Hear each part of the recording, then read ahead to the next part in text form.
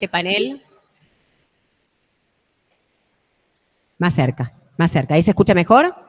Buenas tardes a todos. ¿Cómo les va? Bueno, hemos hecho un orden, ustedes tienen un orden de autores y de ponencias que nosotros hemos decidido con mis compañeros aquí modificarlo por un tema de agrupamiento de temas y mejorar. Así que la parte de arbitraje, las dos últimas ponencias van a quedar para el final. Bueno, Gonzalo Anaya, la primera ponencia de él, que es algunas reflexiones en torno a la revocación, confirmación de resoluciones asamblearias. Su ponencia está en la página 197 del tomo 3. Adelante. Bueno, buenas tardes a todos. Voy a tratar de hacerlo corto, me va a costar. Este trabajo es una ponencia muy breve sobre ciertas situaciones particulares que se pueden suscitar en el caso de revocación o confirmación de resoluciones asamblearias. Voy a saltar toda la parte que está regulada en el 254, que la doctrina de jurisprudencia y la IGJ admite la confirmación de resoluciones asamblearias, para saltar directamente al grano. Este instituto lo que persigue es un fin noble, subsanar vicios de la asamblea anterior. Ahora, la ponencia trata sobre cómo puede derivar en muchos casos en abusos de la mayoría, obviamente que controla la asamblea. Por una cuestión de tiempo voy a poner dos grandes ejemplos nada más. El caso de la asamblea que decidió distribuir dividendos, y una asamblea posterior revoca esa decisión sin haber tenido vicios ni en la convocatoria ni en el funcionamiento, decide no distribuir los dividendos. Esa asamblea, a mi modo de ver, es un simple cambio de criterio, no persigue subsanar ningún vicio, con lo cual no debería ser posible. El otro ejemplo rápido y fácil es el de la asamblea que decidió no distribuir dividendos, destinar todo a reserva facultativa sin cumplir con las exigencias del inciso 3 del 66 ni del 70. Ni la memoria ni en la asamblea los mayoritarios al momento de votar cumplieron con esas exigencias. Probablemente el minoritario impugnaba por el minoritario y probablemente conseguía la suspensión cautelar con el criterio de la jurisprudencia actual de esa decisión. El mayoritario convoca una nueva asamblea donde ponen 150.000 razones por las cuales en realidad correspondía la constitución de reservas facultativas. A mi modo de ver, y acá lo que se plantea es que la distribución de dividendos es la regla, la no distribución es la excepción, como todos lo saben. Entonces, esa obligación se debió haber cumplido de forma temporánea, no puede el mayoritario venir a hacerlo después. Esto me van a criticar muchos de los que están acá mirándome con los ojos abiertos. La verdad que le quita flexibilidad a la sociedad, estoy de acuerdo en eso. Ahora, siendo estos casos concretos, la realidad es, si la sociedad realmente necesitase los fondos fueron distribuidos. El mayoritario, que es quien toma estas decisiones, es el mismo que convoca una asamblea para decidir un aumento de capital, que lo pueden suscribir con esos mismos fondos que distribuyeron. Con lo cual, realmente no veo mayor daño. Después, otro aspecto vinculado a esto es el tema del desempeño del directorio. Si una asamblea ratificatoria o revocatoria tiene por fin aprobar nuevos estados contables, porque los anteriores estaban mal, tratar los estados contables habiendo puesto esta vez a disposición con 15 días de anticipación los mismos, o permitiendo el derecho de información que antes no se había permitido por parte del directorio, yo entiendo que implica un reconocimiento tácito de un mal desempeño del directorio en sus funciones. Dicho eso, los últimos puntos que quería llamar la atención respecto a esto son más bien procesales. Hoy el criterio imperante de la jurisprudencia, más que nada en el conflicto eterno de Bingo Caballito, es que y siguiendo lo que dice la ley en realidad, es que si una asamblea impugnada es revocada o ratificada, cesa el juicio. Esto puede suceder que pase 4, 5, 6 años después. Entonces, si el accionista minoritario nuevamente tiene que volver a impugnarla, arranca un juicio nuevo 4, 5, 6 años después. Y si el mayoritario a los 3, 4, 5 años lo vuelve a hacer, de vuelta se vuelve a caer y estoy en una bicicleta interminable. De la misma manera, muy vinculado a lo anterior, y realmente parece exagerado lo que digo, pero es el caso de Isabela Pascual con Bingo Caballito. Si 4 o 5 años después yo llamo a una asamblea confirmatoria para aprobar nuevos estados contables, porque la verdad los anteriores estaban mal, la sociedad estuvo operando en el mercado, sacando préstamos, cuenta corriente con proveedores, etcétera, con un estado contable que no reflejaba la realidad. En resumen, y finalizando la propuesta, que creo que podría ayudar a ordenar un poco estas cosas, es que tuviese un límite temporal, así como la acción de impugnación tiene un plazo de caducidad de 3 meses, ¿por qué no podría tener un plazo la acción de la revocatoria o la confirmación? Eso es todo.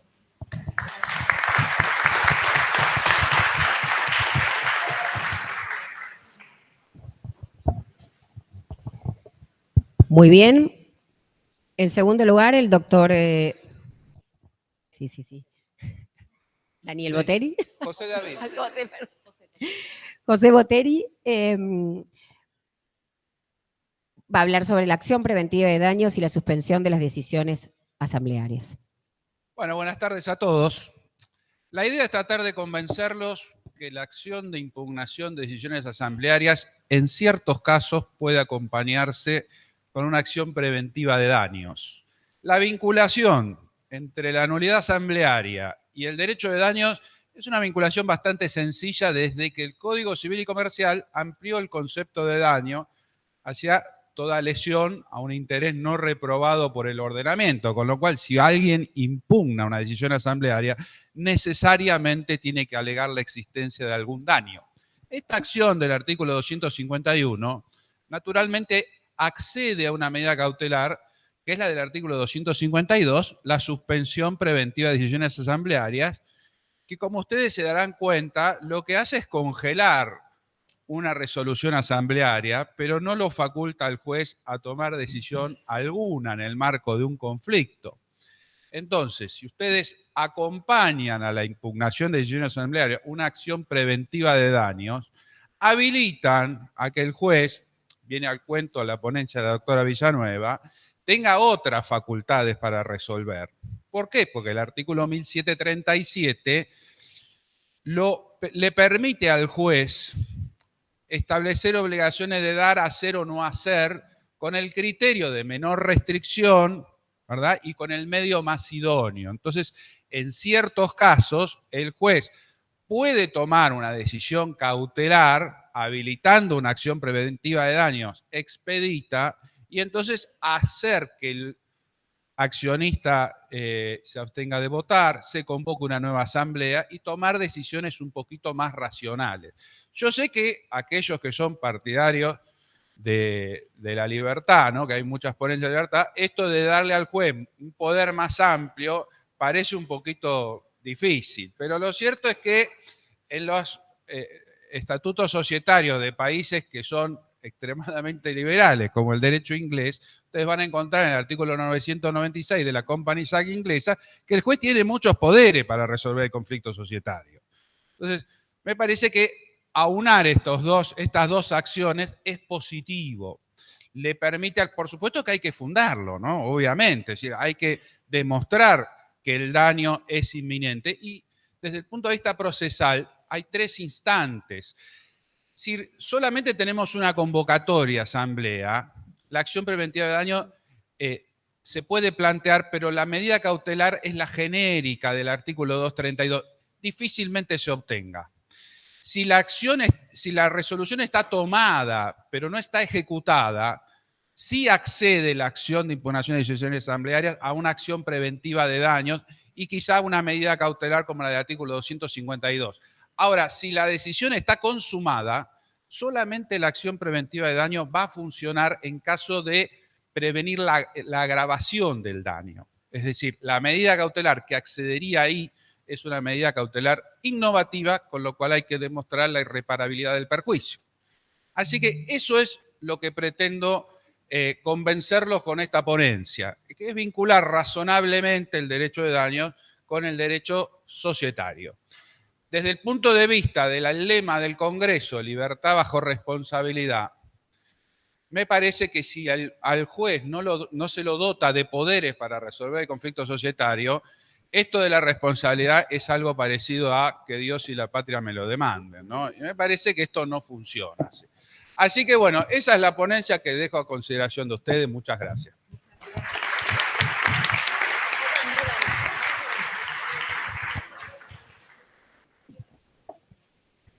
Bien, en tercer lugar, el doctor Daniel Balonas, quien va a tratar el arbitraje como solución al conflicto societario. Adelante, doctor. Bueno, esta es una ponencia breve, más con la idea de traer algo a debate que de profundizar. Creo que acá mayormente todos conocemos la naturaleza del conflicto societario. Un conflicto donde la razón de ese conflicto, las disidencias, suele ser la misma naturaleza, las diferencias entre minoría y minoría, desacuerdos que no va a resolver ningún litigio, cualquiera sea la sentencia en una impugnación de asamblea, en una remoción de administradores, el conflicto va a seguir, resolver esa cuestión, pero el conflicto no cede. Las medidas cautelares empiezan a eternizarse y judicialmente los conflictos se suceden unos a otros. Va a haber cuando menos una impugnación de asambleas por año. Al saber que cada impugnación dura varios años, se acumulan y cuando impugnamos la quinta, la sexta, la séptima, la primera impugnación no tuvo sentencia. Cuando se sentencian separadas, cuando la primera sentencia ya no entendemos bien para qué sirve, porque hay 5 juicios posteriores. Las medidas cautelares, cuando se extienden el tiempo, dejan de servir, porque toda la sociedad se acostumbra a ellas. Entonces entendemos que lo judicial pocas veces ayuda a la solución, a lo sumo sirve, a veces para lograr que los socios se pongan de acuerdo en una audiencia, en una mediación previa a la séptima o octava demanda, o cuando alguien dice, bueno, hasta acá llegué con la litigiosidad, voy a arreglar. Por eso la idea del arbitraje. El arbitraje, todos lo conocemos, es un método muy antiguo, aunque bastante poco utilizado. El Código de Comercio lo establecía como mecanismo default para las sociedades, hasta que en el 72 la ley no solo lo dejó, sino que en el artículo 15 remitió a un proceso sumario judicial, lo que a muchos les hizo pensar que eso impedía la cláusula de arbitraje. Después de bastante discusión jurisprudencial se terminó diciendo no la impide, pero claro, requiere la cláusula que no es común todavía en los estatutos, aun cuando la IGJ tiene normas expresas, incluso una cláusula modelo que es aceptada, con algunos parámetros, como que sea arbitraje de derecho, que sea en la ciudad de Buenos Aires para las sociedades con domicilio legal allí, pero aún así no se usa. Entonces, en pocas palabras, ¿cuál es la idea de la ponencia? Entender que el arbitraje es útil para muchísimos conflictos, pero especialmente para el societario, con lo cual no asegura la solución, pero por lo menos el laudo arbitral va a estar o debería estar en pocos meses, con lo cual no vamos a acumular un proceso atrás de otro, podemos obtener medidas cautelares igual que en la justicia, podemos lograr el mismo proceso y una sentencia que si no ayuda a resolver el conflicto, por lo menos resuelve el litigio más rápido, y en esa celeridad probablemente acompañe o procure más una solución conciliada. Porque en general las partes, cuando saben que el laudo va a estar en 3 o 4 meses o 5 meses, tienen una propensión mayor a negociar que aquel que a lo mejor se encuentra en una posición cómoda y sabe que durante 5 o 6 años no va a tener una sentencia. Nada más que eso y dejo la idea para el debate.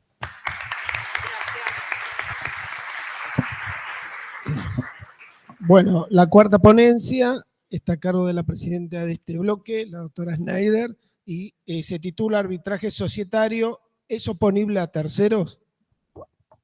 Buenas tardes. Bueno, un poco siguiendo en línea con lo que acaba de exponer excelentemente bien el doctor Balonas, yo concuerdo completamente, es establecer la importancia del arbitraje societario, el arbitraje primero y luego el arbitraje societario en este ámbito tan importante como es los societaristas, todos los que estamos aquí, vemos que se desata un sinnúmero de acciones, una tras otra, y de manera abusiva lo hemos visto también aquí, pero aún sin ser abusivas, son cantidades de acciones una tras otra como consecuencia de cómo se desata el conflicto societario. ¿Bien? Y entonces, ¿qué pasa con el arbitraje en Argentina? Primero, nosotros tenemos antecedentes de larga data, desde 1880, de la época de la colonia española, existen antecedentes, hay fallos muy importantes en nuestro país de 1920 y luego no mucho más, hasta que en el año, hay antecedentes que acaba de comentar el doctor, pero en el año 2015 el Código Civil y Comercial trae la regulación del arbitraje como un contrato dentro de la ley y luego en el año 2018 la ley de arbitraje comercial internacional, que ha sido importantísima, siguiendo un poco el lineamiento del Código Civil y Comercial y estableciéndolo como un contrato. Por supuesto podemos discutir si es contrato, si es un tema de jurisdicción, podemos discutir la naturaleza jurídica, pero lo cierto es que es una herramienta más que noble para este tipo de contienda entre socios, que muchas de las veces se vuelve abstracta porque el socio falleció, algún socio falleció, el director o quien sea. ¿Bien? Y entonces el planteo es, ¿se puede extender hacia terceros? La cláusula arbitral, ¿podremos extenderla a terceros no signatarios? Bueno, es un tema bastante controvertido que da lugar a una discusión grande, por lo menos, o hacer un poquito de detalle. Bien, lo primero que tenemos que decir es que el acuerdo, lo primero que debe decirse cuando hablamos de posibilidad de extender los efectos hacia los terceros, teniendo en cuenta sobre todo que el contrato dentro de nuestro Código Civil y Comercial tiene efectos relativos. Significa que solamente va a tener virtuosidad entre partes y no va a afectar a terceros. Los terceros no pueden invocar la cláusula, los efectos de los contratos, y las partes contratantes tampoco podrán pretender la responsabilidad de los terceros. En este contexto es que nosotros nos preguntamos si puede extenderse hacia terceros no signatarios. ¿Y a quiénes, además? Lo primero que tenemos que decir entonces es que es un contrato, es un acuerdo de voluntades, es un acto complejo. La cláusula arbitral es un acto complejo, absolutamente complejo, que entre los fines o entre las finalidades que persigue es tener efectos procesales. Bien, y entonces ahí es donde tenemos la cuestión del arbitraje. Y en esta pregunta, por supuesto que existe doctrina que dice que de ningún modo se pueden extender los efectos hacia los terceros, y hay quienes, por supuesto que sí, que lo entienden que sí. Ahora, ¿cuándo podemos extenderlo? ¿En todos los casos, de modo automático o como regla general? No. Desde ningún punto de vista, los casos son... Por supuesto que en los inicios siempre se sostuvo que era imposible y de modo tajante, teniendo sobre todo en cuenta esto que se acaba de mencionar, pero luego a partir de la década del 80, sobre todo la jurisprudencia francesa, comenzó a abrir un poco el camino a extender los efectos hacia los terceros, ¿no? Y entonces aquí el kit de la cuestión es hacia quiénes. Y primero teniendo en cuenta, primero que la Convención de Nueva York de 1952, la ley modelo de las Naciones Unidas de 1985, disponen que el contrato, la cláusula arbitral, tiene efecto entre partes y siempre y cuando la hayan consentido expresamente, hayan suscrito la cláusula arbitral expresamente. Bien, en la década del 80 se empieza a abrir un camino con relación a esto, y entonces se empieza a plantear la posibilidad de extender sus efectos hacia ciertos terceros. Aquí está el kit de la cuestión, esto es lo relevante aquí. ¿Quiénes son? Se los voy a mencionar muy rápidamente porque no tenemos tiempo, pero la teoría del stopper, el velo societario, grupos societarios, es todo lo que aquí tiene que analizarse para ver la posibilidad de sí o no y hacia qué terceros. Bien, y no me quiero ir mucho del tiempo. Sí. Lo primero que en énfasis de todo esto debe decirse de que no se puede aplicar automáticamente a cualquier tercero. Los terceros quedan por fuera, los terceros de manera general o los terceros que no formen parte de ningún vínculo con el acuerdo societario deben, por supuesto, quedar afuera, y los que sí deben quedar adentro, o pueden quedar adentro, mejor la palabra es pueden, es quienes tengan algún tipo de vínculo material con la relación subjetiva. ¿Bien? Y entonces, ¿quiénes son? Esta es la gran pregunta. Cualquier tercero no puede ser nunca alcanzado. Los terceros son estos terceros aparentes que tienen vínculo con el objeto que ha sido, el objeto del contrato que tiene inserta la cláusula arbitral. Ese es el tercero que tiene.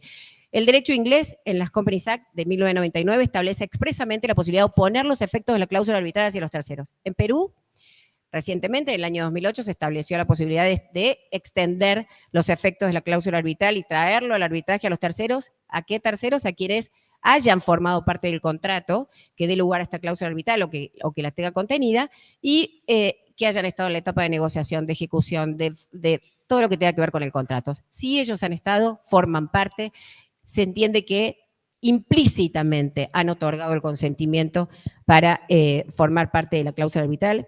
No me quiero olvidar de ninguna cuestión. Hay un leading case que es muy importante, que es Dow Chemical con Isover, Saint-Gobain, donde se dijo que si existe una realidad económica única, claramente deben extenderse los efectos hacia los terceros. Casos de CCI, cantidades en los cuales se establece que el asentimiento implícito debe ser tenido en cuenta y que deben extenderse los efectos de la cláusula arbitral hacia los terceros. Y aquí entonces la unidad de grupo también, hablando de los grupos societarios, por supuesto, ese es el marco, donde existe una realidad económica única, donde exista un vínculo material que entonces lleve a al objeto o a la relación subjetiva tenida en cuenta que se tuvo en cuenta, por supuesto, para la firma de la cláusula arbitral. Sí, 2 segundos para cerrar. ¿Cuándo debemos y en qué casos? Desde mi punto de vista debe tenerse un delicado balance entre la certeza de que realmente estemos ante un tercero que tenga vínculo material con el contrato en el cual está inserta la cláusula arbitral, la buena fe, y bueno, y esta es mi ponencia. Quedo pendiente de lo que quieran. Bueno, vamos a abrir la lista de preguntas o de oradores. Por favor, limitémonos a pregunta o alguna posición para controvertir con los ponentes.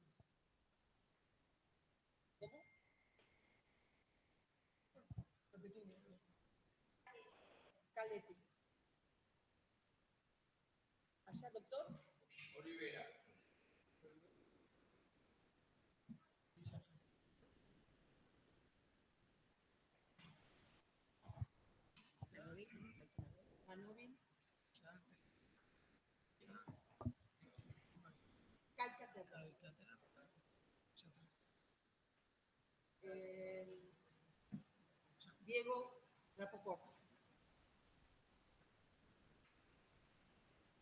Bueno, creo que estamos. Para ver si falta alguien. Caletti, Olivera, Patricia Fernández de Andriani, Manóvil, Calcaterra, Diego Rapoport. Bueno, vamos a alcanzar el micrófono. Caletti.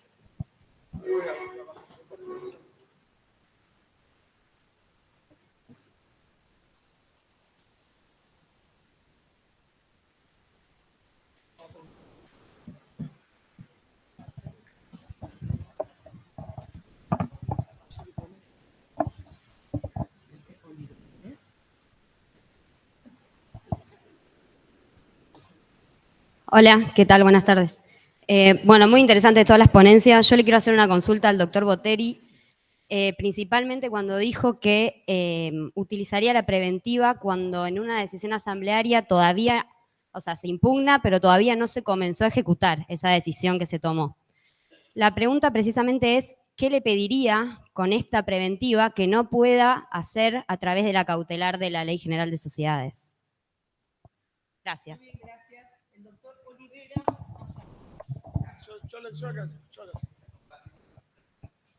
A capela. Lo que pasa es que a capela no escuchan en el, no escuchan en el YouTube.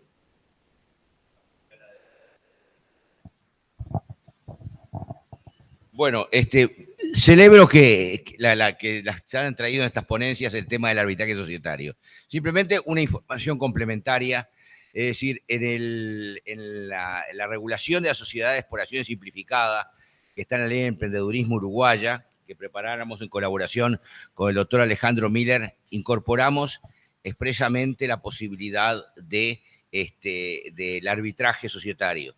Y en el proyecto de ley de reforma de la ley de sociedades, lo estamos también previendo el arbitraje societario, buscando resolver algunos puntos que nos parecen importantes que ha planteado la doctrina.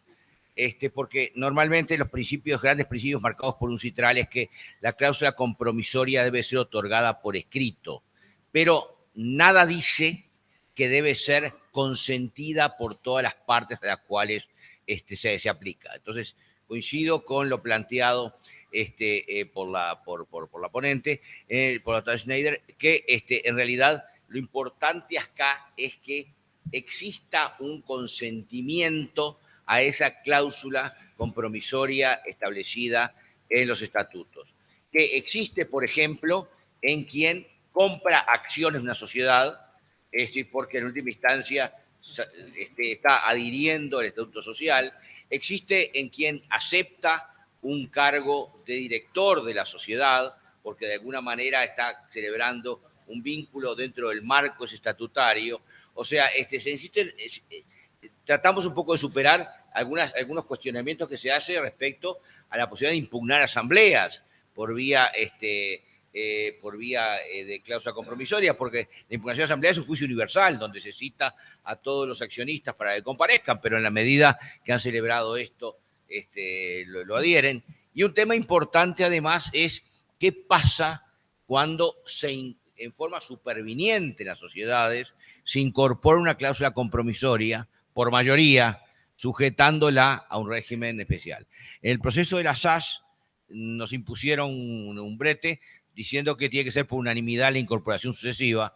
Estamos volviendo en el régimen de la ley a preverlo, que pueda ser establecido por mayoría y establecer al disidente derecho de receso.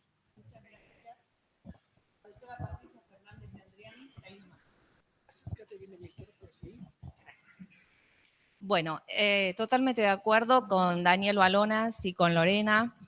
La materia societaria es totalmente arbitrable. Lamentablemente, la jurisprudencia de la Cámara Comercial, por lo menos hasta fines del siglo pasado, fue bastante resistente y hay muchos fallos en contra de la arbitrabilidad en materia societaria. Por eso pienso en la necesidad de que la Ley General de Sociedades, tal como lo contemplaba, y seguramente Rafael Manóvil va a hablar en extenso de este tema, como lo contemplaba en el proyecto de reforma, incorporarlo directamente en la ley, porque desde la ley también se educa y nosotros tenemos que cambiar este patrón cultural y qué mejor que hacerlo desde la propia norma. Muchas gracias. Doctor Manóvil.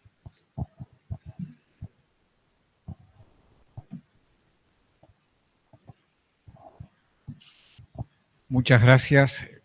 Felicitaciones por todas las ponencias, incluso la de Gonzalo Anaya, a quien se la discutí antes de que la presente, pero terminé de convencerme de que lo que en realidad está diciendo es la revocabilidad muy bien, la confirmación muy bien, siempre que no haya un abuso del derecho y siempre que no la perjudique. O sea, es una aclaración lógica y aceptable, pero en principio, si hay voluntad de revocar, la pueden revocar cuando les parezca que sea necesario.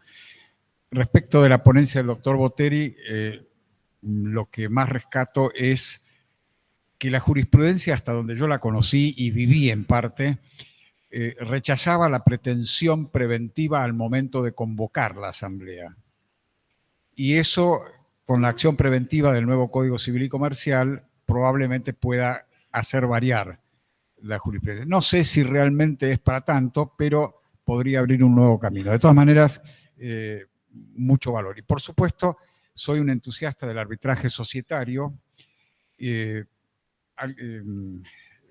doctora Fernández de Andriani dijo recién que seguramente me referiría, pero el mérito es del proyecto de los doctores Anaya, Vergel y Echeverri, particularmente Anaya, que fue un gran partidario del arbitraje, que introdujo no solo el arbitraje como método de solución estándar de los conflictos societarios, sino que además introdujo algo de lo que se habla muy poco, que es la pericia arbitral.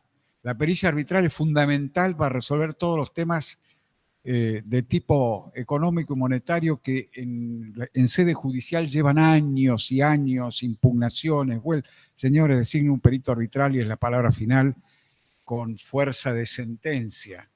Una mini observación respecto de algunos casos traídos por Lorena y la cuestión de la oponibilidad del arbitraje o de la cláusula arbitral a terceros. El caso Dow Chemical con Saint-Gobain era un caso donde la parte actora pretendió valerse.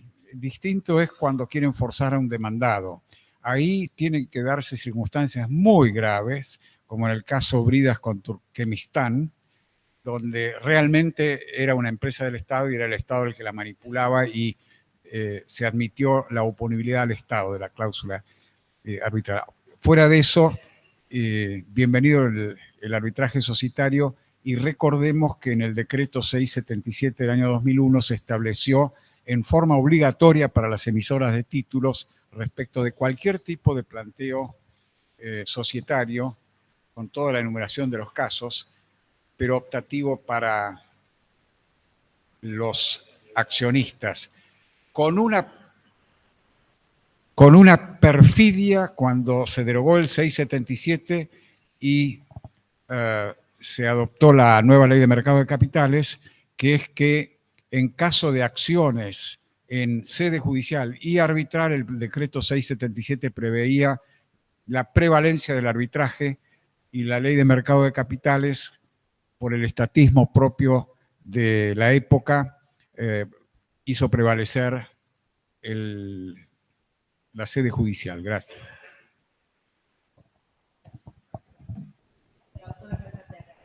Gracias. Dos comentarios. Uno para la interesante ponencia del doctor Gonzalo Anaya. Claro, desde la práctica profesional todas las crisis aparecen con respecto a la impugnabilidad de las resoluciones asamblearias, pero por ahí legislar para la patología también resulta un poquitito complicado porque necesitamos un equilibrio adecuado en la norma entre el interés social, el interés del socio que impugna, etcétera, o en definitiva también garantizar la estabilidad de las resoluciones de los órganos. No digo con esto que no tengamos que impugnar, estoy de acuerdo con vos, Gonzalo.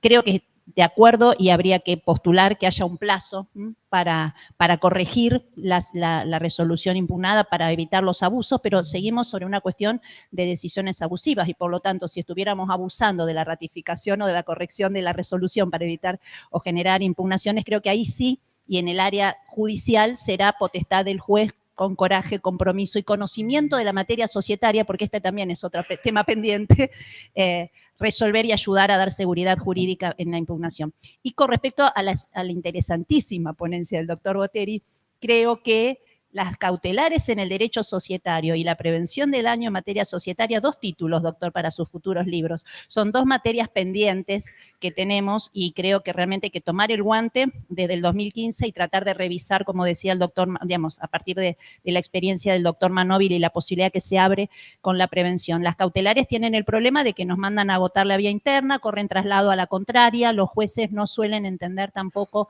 la celeridad que está en juego detrás de quien va a pedir una cautelar. Estarán las innovativas, las no innovativas, las autosatisfactivas, no sé, las no societarias. Gracias. Gracias, doctora. No,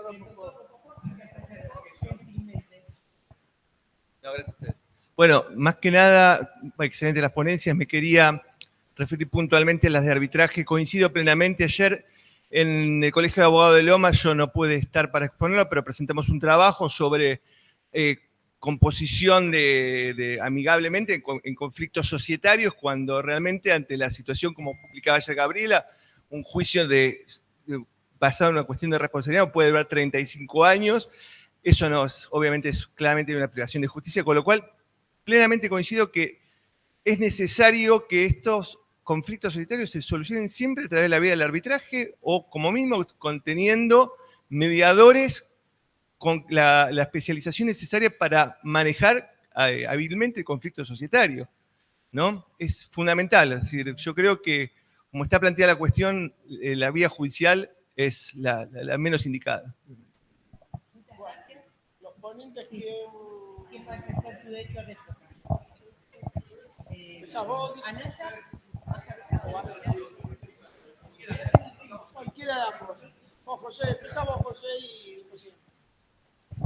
Bueno, muchas gracias. Aclaro que la ponencia la hice con el doctor Coste, ¿no? Que está ahí presente, que no se animó a subir al estrado del proscenio, pero está ahí escuchando atentamente. Bueno, lo primero lo de la doctora Caletti.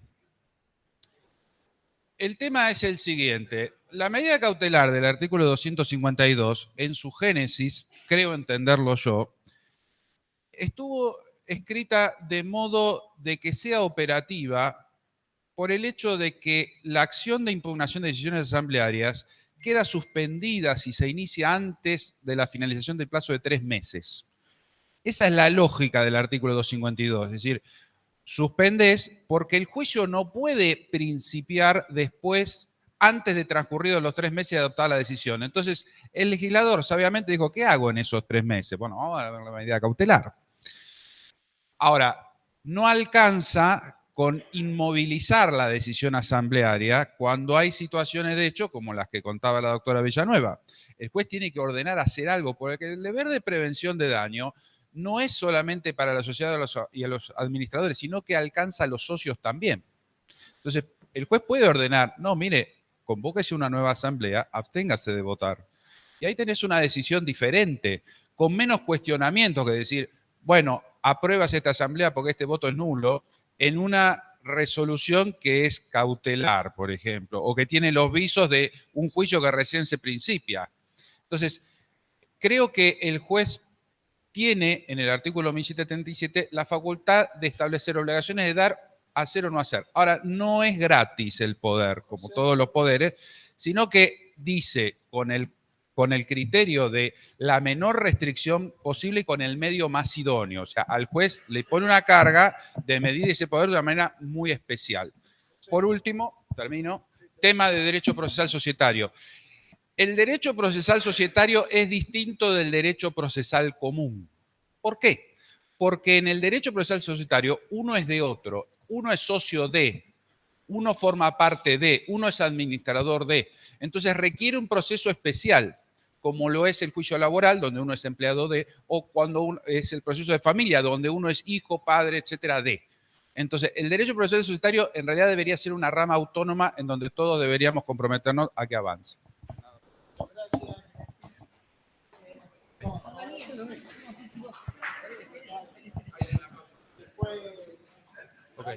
No, lo mío simplemente agradecer comentarios y reflexiones en un tema complejo que se da en la práctica profesional. Y bueno, y levantar el punto para que sea analizado con cuidado. Nada más. Bueno, agradezco las adhesiones. Creo que en general compartimos el arbitraje como solución. Más allá que, como decía Patricia, sería bueno que la ley lo incorpore, también es parte de responsabilidad profesional, porque hoy la cláusula es aceptada, con lo cual un poco es nuestro rol como profesionales incorporar a estatutos. Y tomo del doctor Olivera el tema de estos cuestionamientos a la oponibilidad de esa cláusula, un poco lo de la ponencia de Lorena. Creo que primero, todo aquel que se involucra con la sociedad, administradores, síndicos y demás, están aceptando el contrato. Un director que acepta ser director, acepta regirse por la ley y por el contrato. Y en cuanto a la reforma por mayoría, no sabía que estaba ese inconveniente, no lo había pensado, pero en realidad en el derecho societario aceptamos que la mayoría imponga a la minoría cualquier tipo de reforma, algunas mucho más importantes que en la jurisdicción. Con lo cual me parece absurdo decir que esta reforma puntual, que no me parece de las más importantes, requiere unanimidad. Gracias, Daniel. Y cierra Lorena. Bueno, solamente estoy con cada uno de ustedes de acuerdo con el doctor Olivera y lo que acaba de decir también el doctor Manóvil, Rapaport. Un dato para cerrar. El 70% de los conflictos societarios en Brasil se resuelven vía arbitraje. Y esto es un dato muy importante. Me parece que hacia allí tenemos que ir nosotros. Los tribunales están sobrepasados de conflictos societarios, uno luego del otro, uno encima del otro, apilados, que terminan siendo, como decíamos recién, abstractos. Con lo cual sigamos estos modelos y como profesionales la responsabilidad de poder incorporarlos a los estatutos, la cláusula compromisaria. Así que muchas gracias. Gracias por venir.